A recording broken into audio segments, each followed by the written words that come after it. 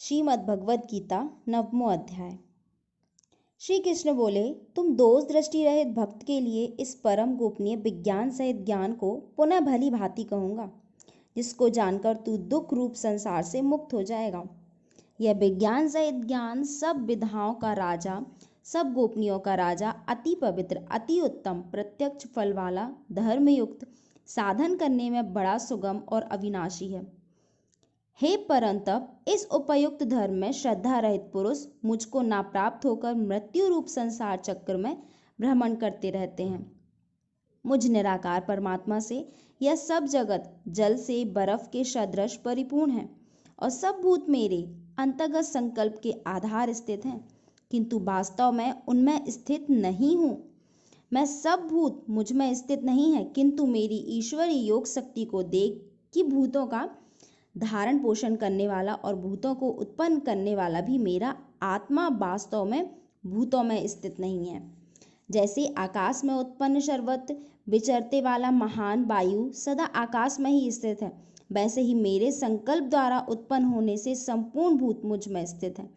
ऐसा जान हे अर्जुन, कल्पों के अंत में सब भूत मेरी प्रकृति को प्राप्त होते हैं, अर्थात प्रकृति में लीन होते हैं, और कल्पों के आदि में उनको मैं फिर रचता हूँ। अपनी प्रकृति को अंगीकार करके स्वभाव के बल से परतंत्र हुए संपूर्ण भूत समुदाय को बार बार उनके कर्मों के अनुसार रचता हूँ। हे अर्जुन, उन कर्मों में आसक्ति रहित और उदासीन के सदृश स्थित मुझ परमात्मा को मैं कर्म नहीं मानते। हे अर्जुन, मुझ अधिष्ठाता के सकाश से प्रकृति चराचर सहित सर्व जगत को रचती है और इस हेतु से ही यह संसार चक्र घूम रहा है। मेरे परम भाव को ना जानने वाले मूढ़ लोग मनुष्य का शरीर धारण करने वाले मुझ संपूर्ण भूतों के महान ईश्वर को तुच्छ समझते हैं, अर्थात अपनी योग माया से संसार के उद्धार के लिए मनुष्य रूप में विचरते हुए मुझ परमेश्वर को साधारण मनुष्य मानते हैं। वे व्यर्थ आशा, व्यर्थ कर्म और व्यर्थ ज्ञान वाले विचित्र अज्ञानी जन राक्षसी, आसुरी और मोहिनी प्रकृति को ही धारण किए रहते हैं। परंतु हे कुंती पुत्र, देवी प्रकृति के आश्रित परमात्मा जन मुझको सब भूतों का सनातन कारण और नाश रहित अक्षर स्वरूप जानकर अनन्य मन से युक्त होकर निरंतर भजते हैं। वे दृढ़ निश्चय वाले भक्तजन निरंतर मेरे नाम और गुणों का कीर्तन करते हुए तथा मेरी प्राप्ति के लिए यत्न करते हुए और मुझको बार बार प्रणाम करते हुए सदा मेरे ध्यान में युक्त होकर अनन्य प्रेम से मेरी उपासना करते हैं। दूसरे ज्ञान योगी मुझ निर्गुण निराकार ब्रह्मा का ज्ञान यज्ञ के द्वारा अभिन्न भाव से पूजन करते हुए भी मेरी उपासना करते हैं, और दूसरे मनुष्य बहुत प्रकार से स्थित मुझ विराट स्वरूप परमेश्वर की पृथक भाव से उपासना करते हैं। क्रतु मैं हूँ, यज्ञ में हूँ, श्रद्धा में हूँ, औषधि में हूँ, मंत्र में हूँ, घृत में हूँ, अग्नि में हूँ और हवन रूप क्रिया भी मैं ही हूँ। इस संपूर्ण जगत का धाता अर्थात धारण करने वाला एवं कर्मों के फल को देने वाला पिता माता पितामह जानने योग्य पवित्र ओमकार तथा ऋग्वेद, सामवेद और यजुर्वेद मैं ही हूँ।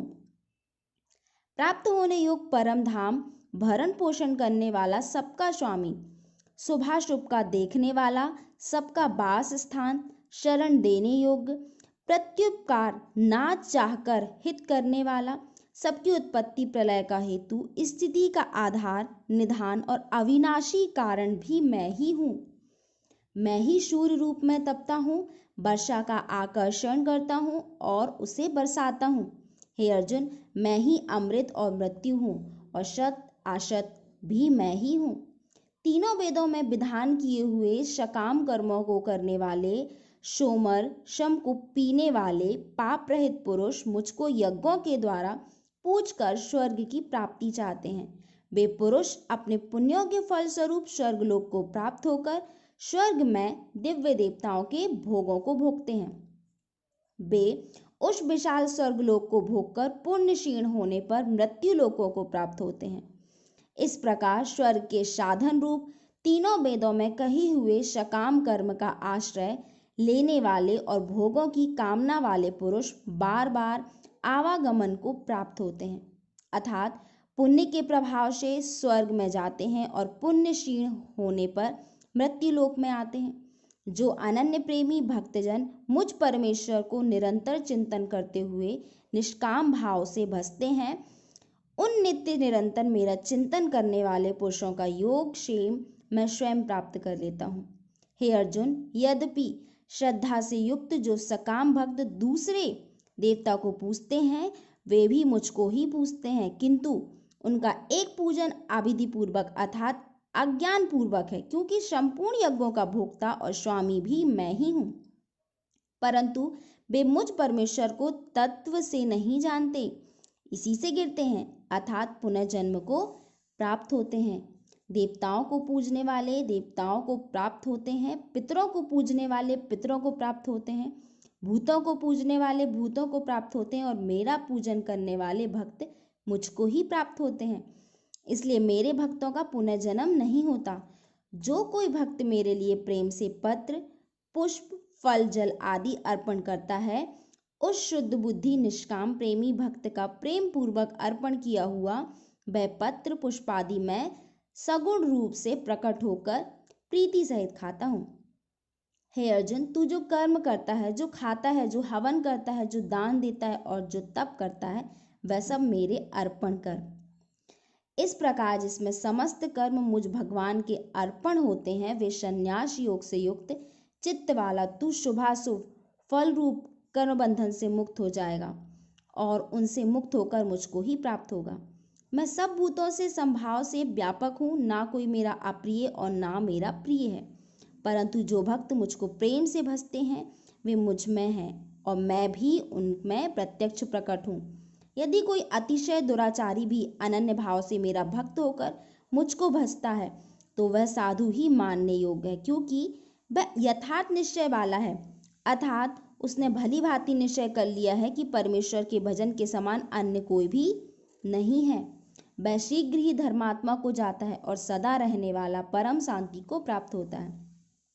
हे अर्जुन, तू निश्चय पूर्वक सत्य जान कि मेरा भक्त नष्ट नहीं होता।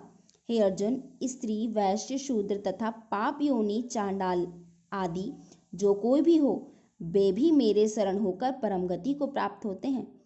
फिर इसमें कहना ही क्या है, जो पुण्यशील ब्राह्मण तथा राजर्षि भक्तजन मेरी शरण होकर परम गति को प्राप्त होते हैं। इसलिए तू सुख रहित और क्षण भंगुर इस मनुष्य शरीर को प्राप्त होकर निरंतर मेरा ही भजन कर। मुझ में मन वाला हो, मेरा भक्त बन, मेरा पूजन करने वाला हो, मुझको प्रणाम कर। इस प्रकार आत्मा को मुझ में नियुक्त करके मेरे परायण होकर तू मुझको ही प्राप्त होगा। इस प्रकार 90वें अध्याय में वो यही बताना की कोशिश करते हैं कि ये जो धर्म है या फिर कर्म है, या फिर आप कर्म योग करते हैं या फिर धर्म योग करते हैं, तब भी आप मुझे ही प्राप्त होते हैं। यहाँ पर कृष्ण भगवान कहने की प्रयास करते हैं अर्जुन से कि अगर तू धर्म करता है या फिर पूजा पाठ करता है तब भी तू मुझको ही प्राप्त होगा। उन्होंने एक बहुत ही अच्छा उदाहरण भी दिया है। श्री कृष्ण कहते हैं कि दो रास्ते हैं मंदिर जाने के लिए या फिर किसी अन्य स्थान पर जाने के लिए, लेकिन वो रास्ता दूसरा है और ये रास्ता दूसरा है, लेकिन दोनों मनुष्य पहुंचता एक ही स्थान पर है। अर्थात इसी प्रकार कर्म करने वाला और भक्ति करने वाला दोनों ही मुझ में ही प्राप्त होते हैं। तो ये था 9वां अध्याय।